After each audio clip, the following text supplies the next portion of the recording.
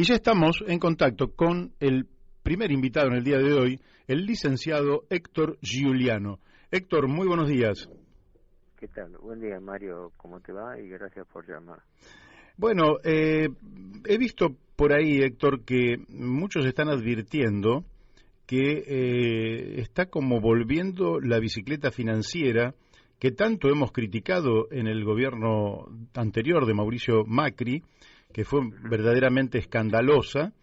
Y te quería preguntar si esta información que está circulando es cierta, es falsa, si es un proceso incipiente, si se va a corregir. ¿Por qué no nos hablas un poquito de este tema? Bueno, a ver, en principio esto es una constante argentina desde hace décadas, ¿no? El fantasma el fantasma o la esperanza o como quiera llamarse de una dolarización formal, ¿no? Acordémonos que la convertibilidad fue una dolarización pero indirecta, porque existía un peso con una relación fija contra el dólar. Era una forma de dolarización pero indirecta. En lo personal te adelanto que descreo no solamente de la versión, porque cada tanto aparece alguien que lo tira, en este caso este diputado radical Cacheche, y algunos que lo han tirado, pero incluso sin uniformidad de criterio entre los liberales extremos, de que estén de acuerdo o no. Pero yo, primero, que haya o no una dolarización, como que haya o no una devaluación, es un acertijo que no lo sabe nadie. Uh-huh. Y el que lo sepa, el que corresponda a las altas esferas financieras que lo llegue a saber, no lo va a decir. Así que claro, rompernos la cabeza pensando lo que puede ocurrir. Ahora, yo descreo de eso por 2-3 razones prácticas, simplemente.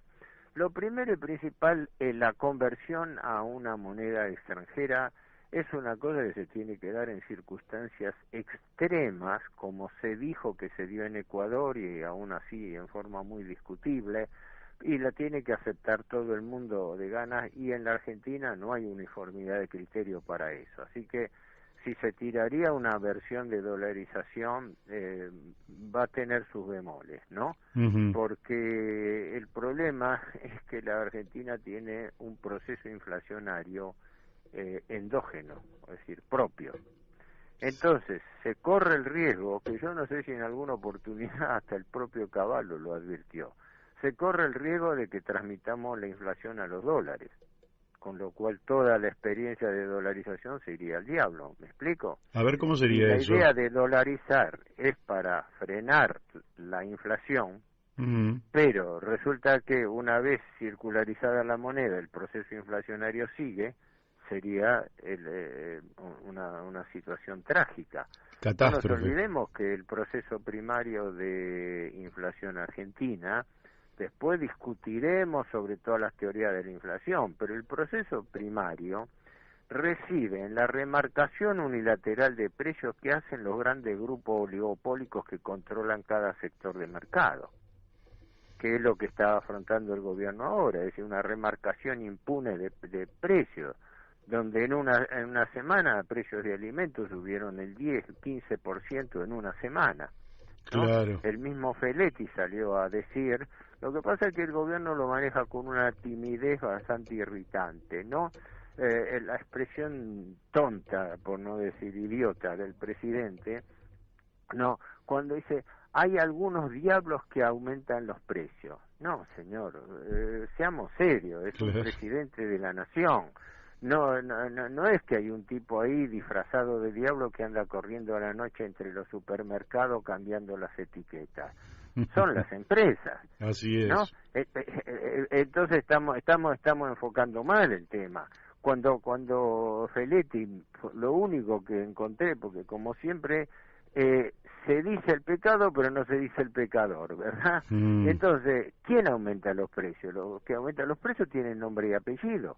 El otro día Roberto Feletti dijo que las dos empresas que habían disparado los precios después de entre el 8 y el 10 de marzo fueron Molinos Río de la Plata y La Serenísima, las que estuvieron a la cabeza. Ah, bueno, importante. te doy una experiencia personal. Compro en un supermercadito cercano, que tiene buenos precios, ¿no? Normal, donde conozco al dueño y la familia, ¿no? Es un supermercadito, ¿no?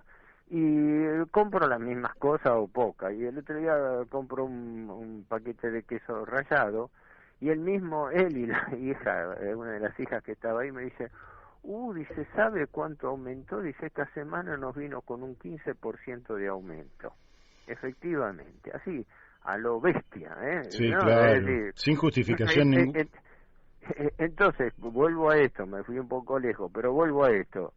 Si no paramos la patología inflacionaria de las remarcaciones de precios impunes, tener dólar o tener peso va a tener el mismo efecto. Claro. Pero, entre otras reservas que yo tengo, habría mucho para hablar, no quiero polarizar la charla en eso, ¿no? Pero hay lo siguiente, ¿dónde están esos dólares? Porque no todos los dólares están en el país. Y pensar ilusoriamente que porque se acepte la dolarización va a venir una afluencia idílica de dólares, en principio es una esperanza vacía. Totalmente. Primero porque el que sacó dólares no se entusiasma para traerlo de un día para el otro.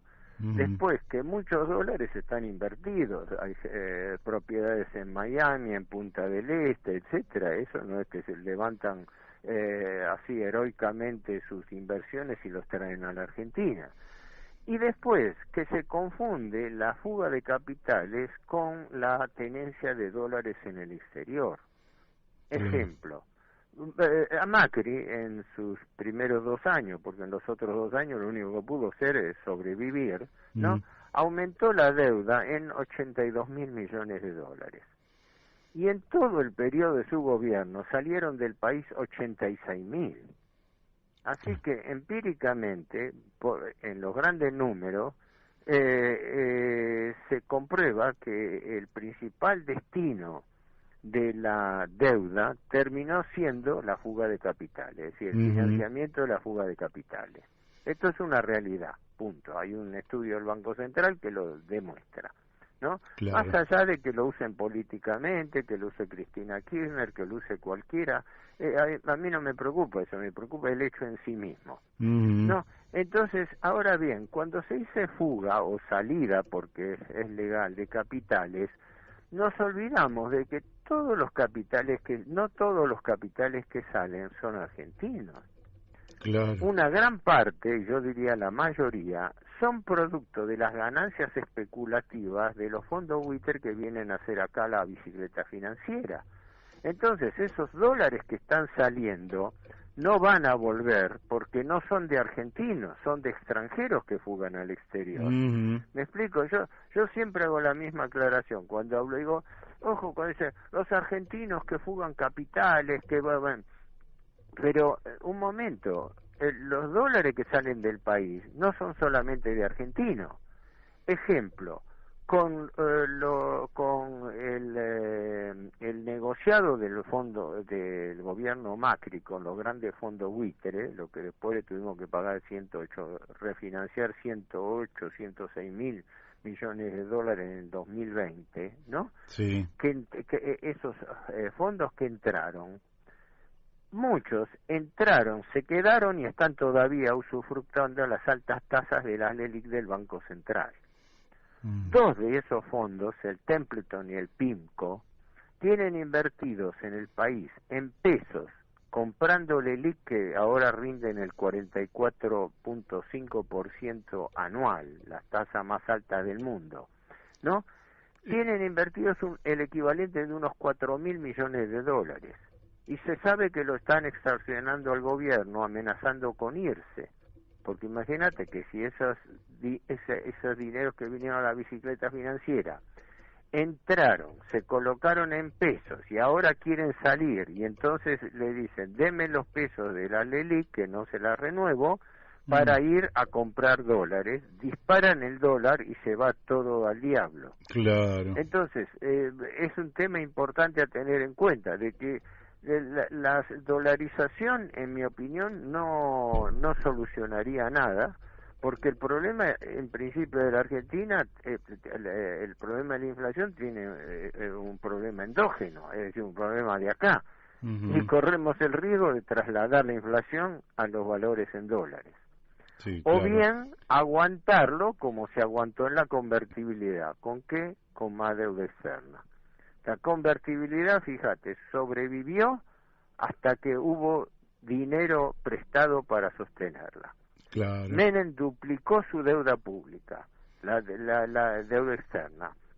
La recibió de Alfonsín en crisis, porque Alfonsín se fue por la ventana antes de tiempo, ¿no?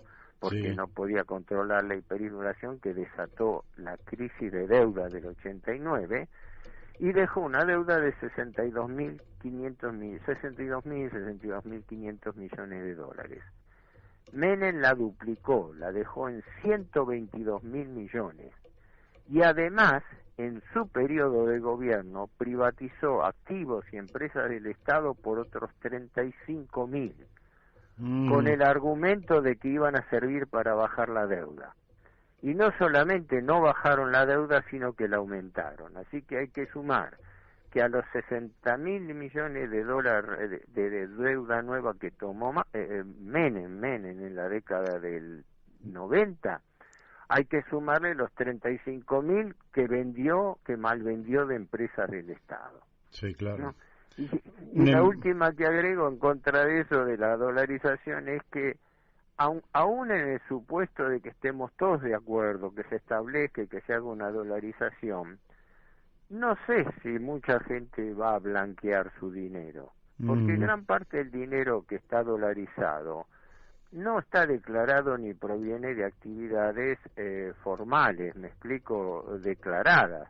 Claro. No digo que sea dinero delictivo, pero es dinero que no pagó impuestos y todo, entonces si lo blanqueas tenés que pagar impuestos. Entonces tampoco es seguro que una dolarización revierta en que esa gente blanquee alegremente su dinero, lo invierta, lo blanquee para pagar impuestos.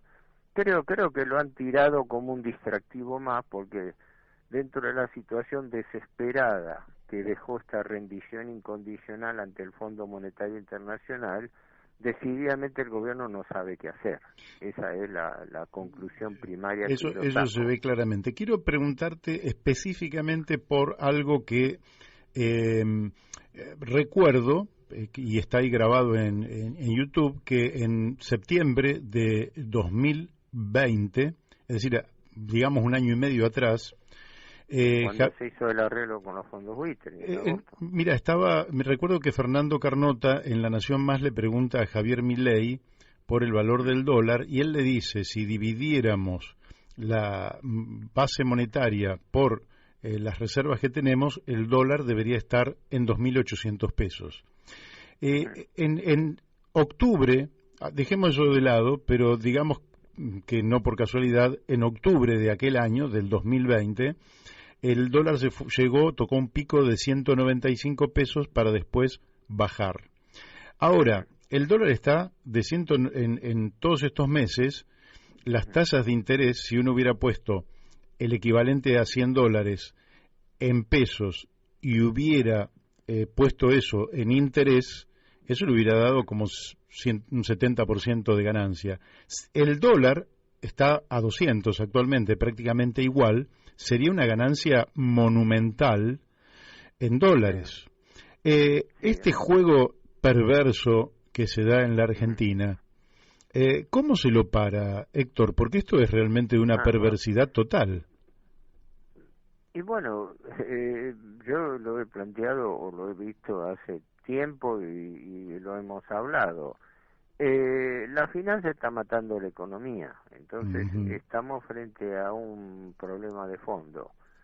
Se sostiene un sistema de endeudamiento perpetuo, de endeudamiento institucional del Estado, que frena el crecimiento.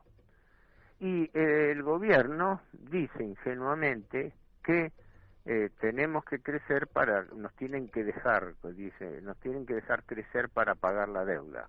Y la deuda es el principal obstáculo del crecimiento, porque una sangría financiera de ese tipo no permite el crecimiento de ningún país. Claro. Eso es el ABC de cualquier razonamiento. Uh-huh. Ahora, con respecto a cuánto se iría el dólar, ahí habría que discutirlo técnicamente, porque en realidad yo digo que está mal tomar solamente la base monetaria.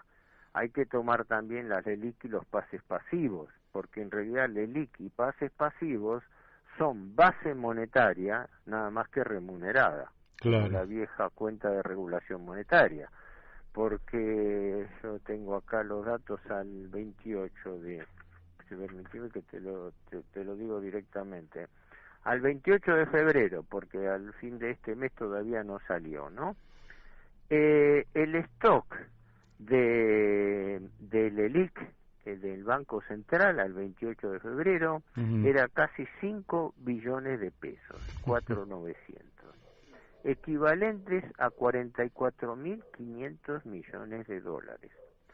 Solamente por LELIQ el Banco Central debe esta suma, que está colocada en LELIQ, que hasta ahora tenían plazo 7 días y fueron llevados a 28. O sea, un tiempo imposible de respuesta financiera, ¿verdad? claro. Si yo tengo deuda 28 días, lo único que puedo esperar es que en el mejor de los casos la puedo renovar. Y en eso consiste el contubernio entre los grandes bancos que canalizan los fondos financieros, los fondos de inversión, y el gobierno. Y por eso, fíjate que lo primero que pide el Fondo Monetario, entre las primeras cosas que pide el Fondo Monetario es aumenten las tasas de interés reales para que sean positivas, es decir, para que estén encima de la inflación. Sí. Ahora, nadie dijo nada de algo tan elemental como esto. La inflación está dando 52%, las proyecciones del año se dispararían a 50, 60, y el Banco Central al día siguiente de la firma del acuerdo con el fondo llevó de 42 a 44,5 la tasa de interés. Quiere decir que la tasa de interés formal sigue siendo negativa. Claro. Si quisiéramos tasas de interés positiva, quiere decir que a la fecha tendríamos que subir las tasas de interés, que son lo más rentable que hay en la Argentina para el negocio financiero, tendríamos que subirla a un 60%.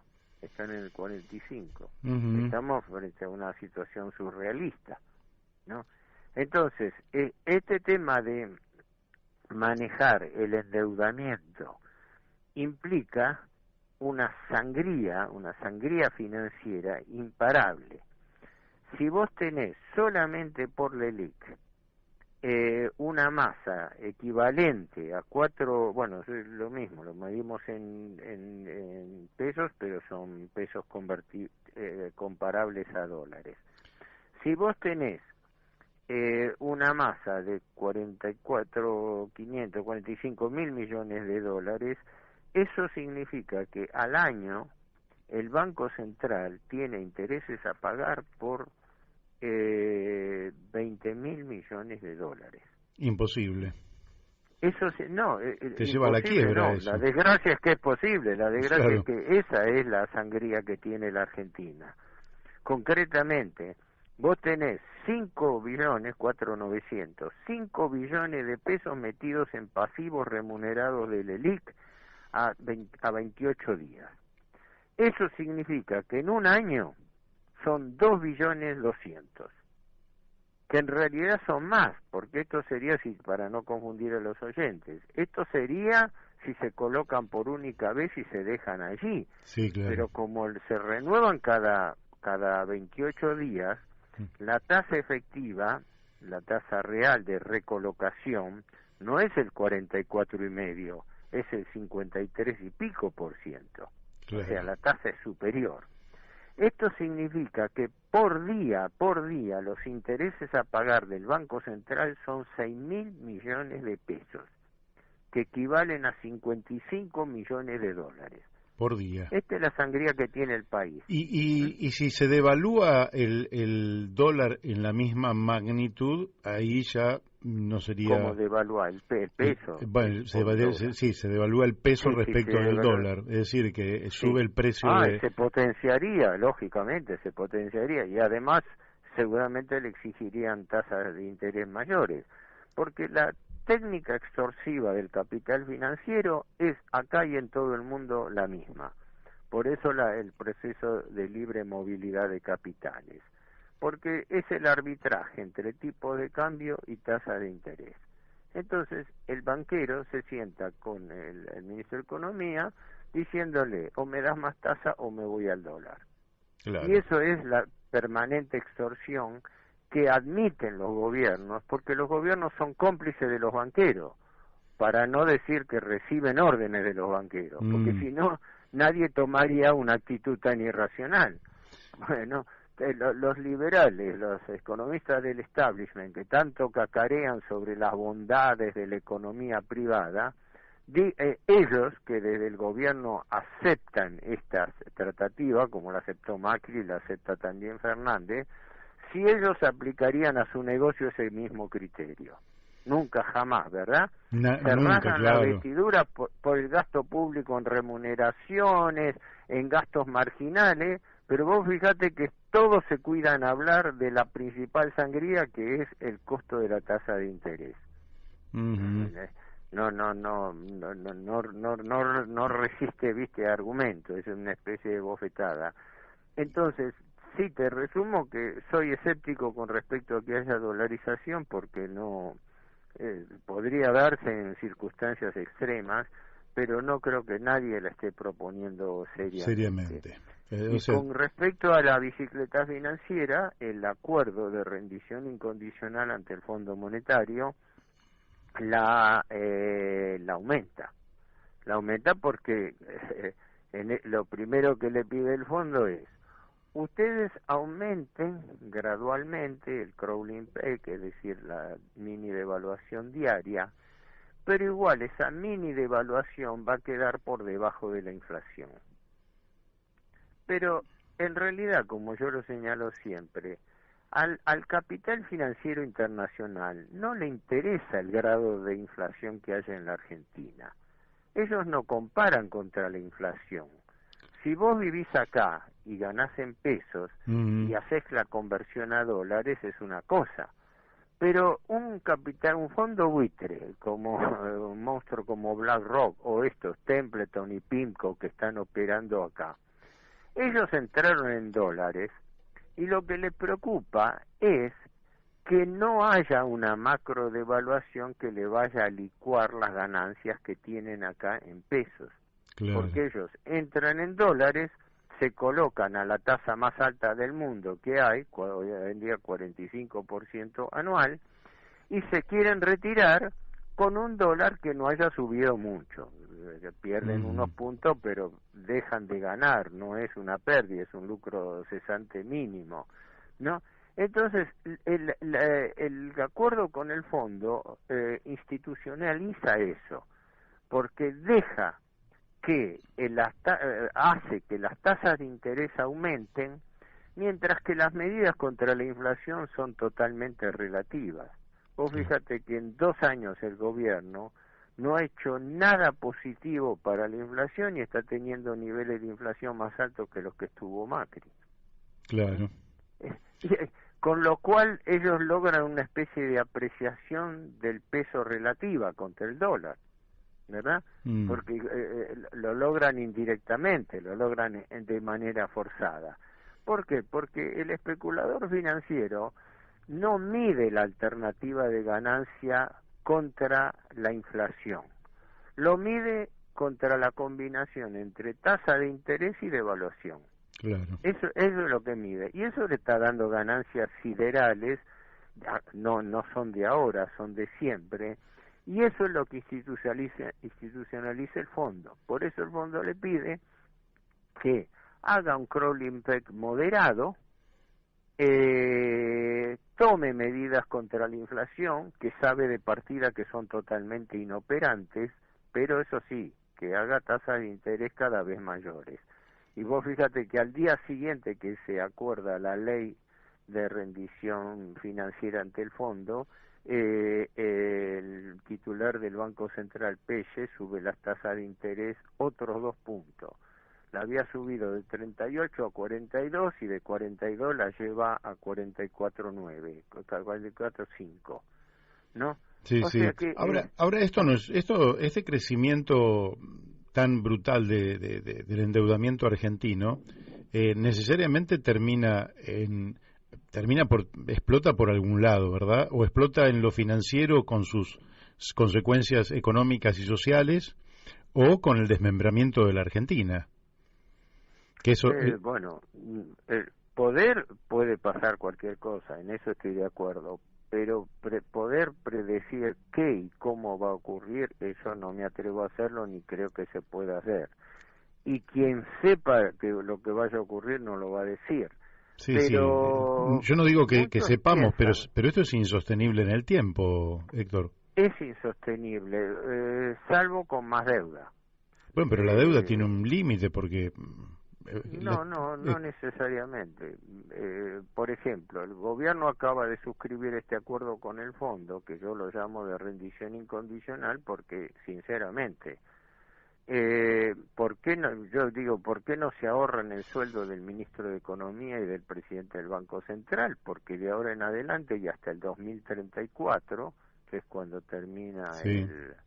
el acuerdo de facilidades extendidas, ni el ministro de Economía ni el presidente del Banco Central van a poder tomar ninguna miserable decisión si no es bajo autorización del fondo. Y ya ni siquiera necesitan viajar, la reciben por mail todos los días, ya que el fondo tiene un control total y absoluto sobre todas las decisiones del gobierno. Si el gobierno, entre las cláusulas, no sé si vos lo llamaste en algún momento a un amigo mío, Javier Llorén, de Córdoba, que él inmediatamente publicó una comparación con el artículo pacto sobre las concesiones. Son vergonzosas. De los 21 acuerdos que había firmado la Argentina a lo largo de su historia con el Fondo Monetario, que prácticamente ninguno se cumplió, ¿no?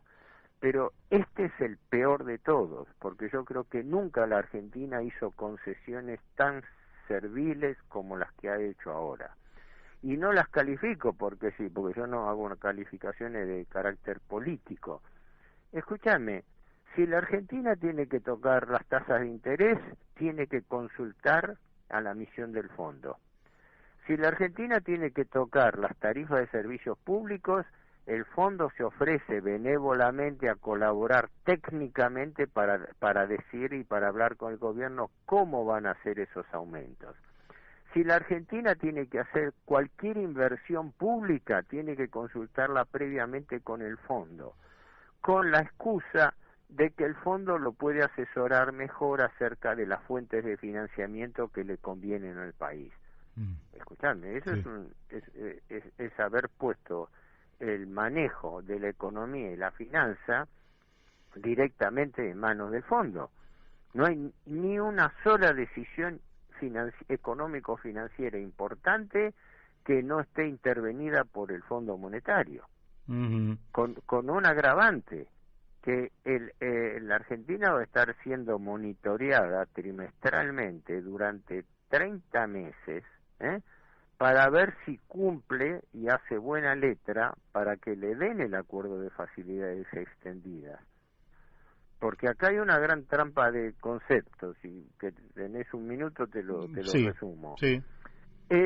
Acá, la principal finalidad de la ley que se dictó, como quedó perfectamente claro, la primera y principal finalidad fue convalidar el negociado del acuerdo Macri y paralelamente sacarle las castañas al fuego al Fondo Monetario, que estaba también embretado en haber violado su propio reglamento. Así es. Haber prestado plata para que financiar la fuga de capitales.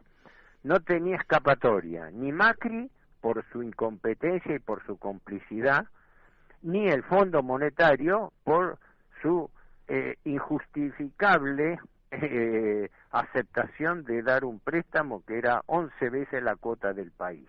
Claro. Y que fue incluso discutida en la Junta del Directorio, donde delegados europeos como el holandés y también Francia y Alemania, pero el holandés le imputó a Christine Lagarde: ustedes están despilfarrando los dineros del fondo.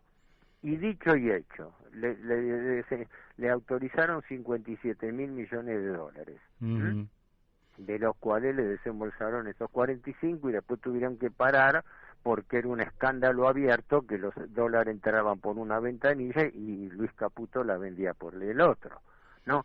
Pero eso es hacerse el desentendido cuando el Fondo Monetario tenía un control mensual y diario de todos los movimientos que hacía la Argentina, estatuido por el propio stand-by de junio del año 2018, ¿no?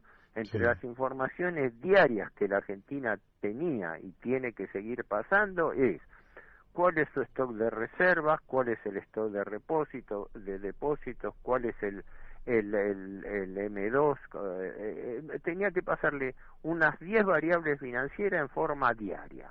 Así que el fondo no se puede dar por desentendido de que esto lo sorprendió después que ocurrió. Lo estaban viendo día por día. Claro. Cuando en junio el fondo le hizo el primer desembolso de 18 mil millones de dólares, Luis Caputo, que de ministro de Fondo de Finanzas pasó a ser titular del Banco Central, en reemplazo de Sturzenegger, creo que entre julio y agosto vendió al mercado 17 mil millones de dólares y se lo patinó todo así como entró.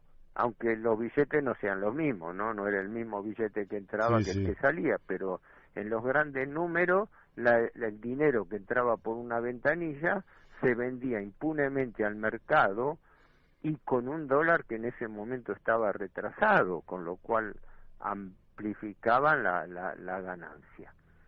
Dentro de ese esquema, la Argentina quedó pegada con un stand-by que era sumamente objetable y que la Argentina no objetó. Porque sí, para la galería y para la tribuna dijeron cualquier cosa, pero al fondo no se atrevieron a decirle nada, absolutamente. Y lo que se combinó, ¿cuál es la trampa? Que es una operación de refinanciación indirecta, no directa. No es que la Argentina refinancia el stand-by de Macri. No, se cuidaron muy bien, tanto financiera como jurídicamente, de hacerlo en dos partes. La Argentina reconoce y convalida el acuerdo Macri, como para que ninguno el día de mañana pueda salir a meter el dedo y decir: esperen, acá había una irregularidad. No. Con la mayoría del Congreso, con la mayoría de la partidocracia con representación parlamentaria y abrumadora, le levantaron la mano aprobándole el acuerdo de Macri. Ahora bien, para pagar ese acuerdo de Macri, del cual la Argentina no tiene un dólar partido por la mitad, durante 30 meses el Fondo Monetario le va a ir dando en cuotas, en dosis, los dólares, a través de DEC, ¿no? Los dólares que la Argentina necesita para cumplir con el acuerdo Macri que se comprometió a honrar, como dicen ellos, ¿no? Sí. Y para asegurarse de que la Argentina haga buena letra, le van a hacer auditorías trimestrales, con lo cual a la Argentina le ponen una soga al cuello más gruesa que la que le pusieron a Macri, porque si en cualquiera de las auditorías llega a haber algún cortocircuito, el fondo tendría incluso la facultad de suspenderle los desembolsos, ¿no? Con lo cual se llegaría a la cesación de pagos, que es la excusa del Congreso para votar el acuerdo. Claro, por lo cual eso se sobreentiende que no va a ocurrir, porque el arreglo fue para eso, fue para convalidarlo, ¿no? Por eso ya el mismo acuerdo utiliza, y las declaraciones de Cristalina Georgieva, que bueno, que el acuerdo está firmado y que lo principal es que la Argentina regulariza sus pagos, pero que puede ser, usan la palabra recalibrado. ¿Qué quiere decir esa palabreja que han inventado, recalibrarlo? Puede ser modificado. Es claro, si a ellos les conviene hacerlo lo más laxo posible, si le estamos sacando la castaña al fuego, si la principal finalidad no es que el fondo retome su dinero prestado, sino que no se toque la ilegitimidad del acuerdo. Durante 30 meses, entonces, la Argentina va a estar recibiendo plata nueva prestada por el fondo que ni siquiera entra, porque entra y sale, es decir, claro. el fondo le gira la cuota que el país tiene que pagar. ¿Para qué? Para que en el término de esos 30 meses la Argentina dé por cumplido en tiempo y forma y de manera indiscutible, dé por cumplido el stand-by de Macri. Ocurrido lo cual, a partir del 2025, la Argentina habría dado satisfacción a cumplir el acuerdo de Macri.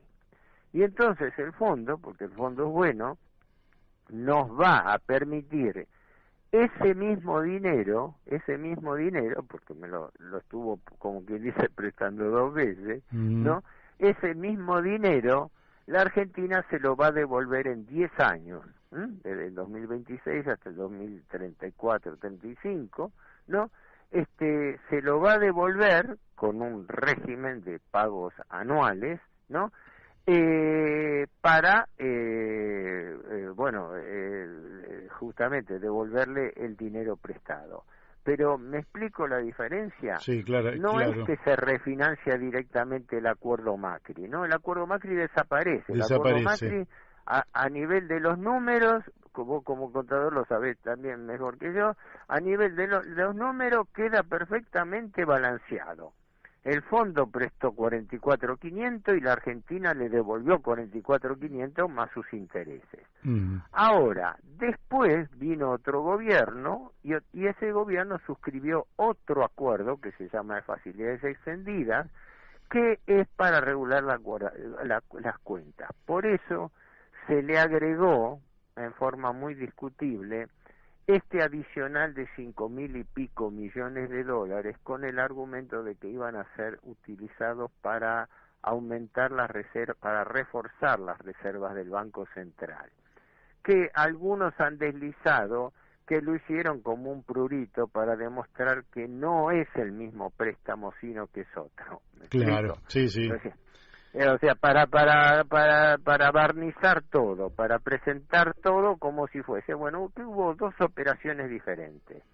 Se le prestó a Macri y el país cumplió, lo devolvió. Ahora pasemos a otra cuenta. Ahora el país necesita los 44.000 y pico que desembolsó. Y nosotros, como somos buenos y somos tolerantes, agarramos y le damos otro nuevo préstamo a 10 años. Total, están manejando dinero del fondo que corresponde a otros países. Así es. Héctor, me queda un minutito nada más. Te quería preguntar por lo siguiente. Has hecho un repaso muy pormenorizado de todo lo que es esta maniobra financiera.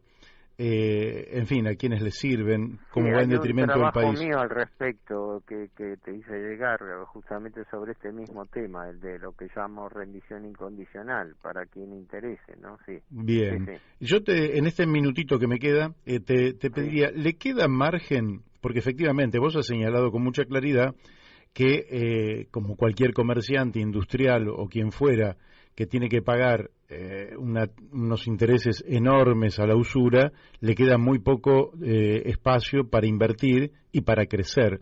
Mi pregunta es, ¿vos ves que le quede espacio para el crecimiento que anuncia Alberto Fernández? Porque él dice, bueno, una vez que tranquilizamos al sector financiero, nosotros vamos a tener espacio para crecer, y si crecemos, el peso de la deuda va a disminuir. ¿Vos ves espacio para este crecimiento o crees que la sangría financiera imposibilita cualquier tipo de crecimiento económico para la Argentina?